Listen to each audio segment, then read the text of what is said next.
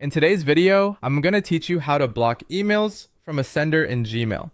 If you keep receiving messages from a particular sender and you no longer want to see them in your inbox, Gmail makes it very easy to block that address. Once a sender is blocked, future emails from that same address will automatically be sent to your spam folder instead of appearing in your main inbox.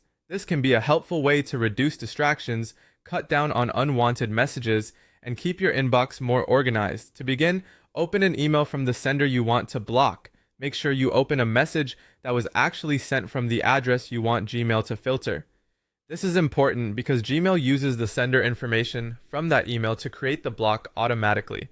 Once the email is open, look toward the top right area of the email body. You'll see the three dots icon, which opens the More Options menu. This menu contains additional actions you can take for that message, including the option to block the sender.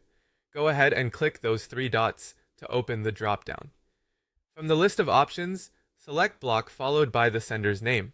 Depending on the email, Gmail may display the sender's name or email identity in that option. When you click it, Gmail will apply the block to that sender so future messages from the same address are handled automatically. After that, any new email sent from that address will be moved directly to your spam folder. This means they won't land in your inbox anymore, which is especially useful if the messages are repetitive, annoying, or simply no longer relevant to you. Keep in mind that this affects future emails, so messages that are already in your inbox will usually stay there unless you delete or move them yourself. If you ever block someone by mistake, Gmail does allow you to reverse it later in your settings, so this isn't necessarily permanent. Still, blocking is a quick and effective option